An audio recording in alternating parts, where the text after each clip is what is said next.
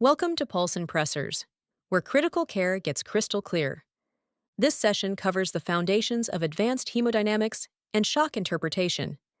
Mean arterial pressure equals cardiac output times systemic vascular resistance, or SVR. MAP determines pressure, cardiac output determines flow, and SVR defines tone. Oxygen delivery depends on the integration of all three. Central venous pressure reflects right atrial pressure. Normal values are 2 to 8 millimeters of mercury. A rising CVP with falling output signals right-sided failure or mechanical obstruction, such as a PE or tension pneumothorax. Always interpret CVP in context. It cannot define volume status by itself. Thermodilution quantifies flow by temperature change. Normal cardiac output is 4 to 8 liters per minute. Cardiac index 2.5 to 4 liters per minute per square meter. A cardiac index below 2.2 defines low output shock. Avoid single-point readings, track trends. When thermodilution is unreliable because of arrhythmias or tricuspid regurgitation, use the Fick method.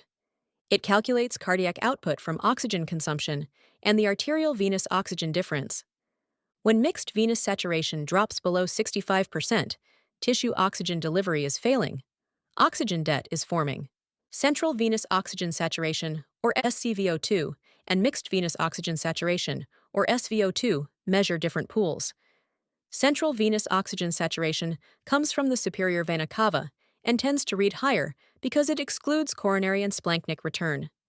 Mixed venous saturation from the pulmonary artery represents true global oxygen balance. Central venous oxygen saturation is acceptable for trend monitoring, but can overestimate oxygenation in shock states. Pulmonary artery pressures and wedge pressure define left-sided filling. Typical values: PA 15 to 30 over 8 to 15 millimeters of mercury, and wedge pressure 8 to 12 millimeters of mercury. Elevated PA and wedge together indicate left ventricular failure or fluid overload. High PA with normal wedge suggests pulmonary hypertension, or ARDS. Large V waves on the wedge trace signal mitral regurgitation.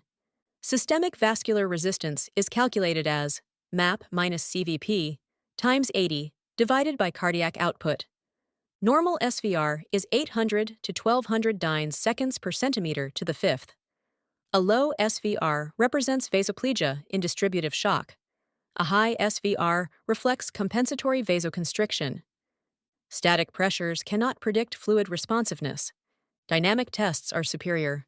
Stroke volume variation or pulse pressure variation above 13% suggests the patient will respond to volume. Passive leg raise and end expiratory occlusion tests can confirm reversible preload dependence, but only in controlled mechanical ventilation and regular rhythm. Shock is classified by mechanism. Hypovolemic, volume loss reduces preload, as seen with bleeding or dehydration. Cardiogenic, pump failure reduces output, as seen with acute MI, CHF, or cardiomyopathy.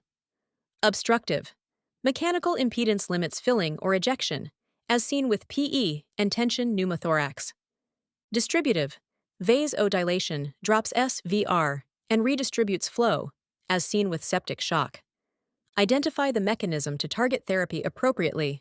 Beyond oxygen saturation, the CO2 gradient adds another dimension.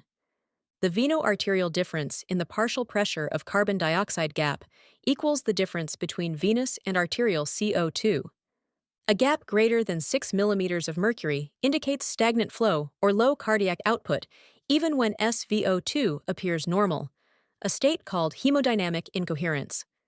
Combining mixed venous oxygen saturation, or central venous oxygen saturation, with the CO2 gap gives a full view of oxygen and CO2 transport.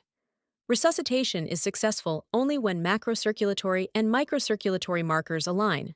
This is hemodynamic coherence.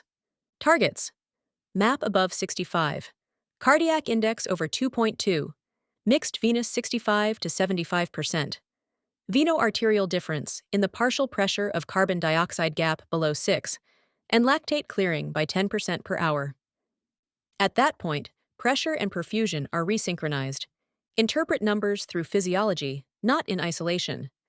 This knowledge is the foundation for Part 2. mechanical circulatory support, and shock rescue. This is Pulse&Pressors, reflecting on the marvels of the human body. Subscribe to stay sharp.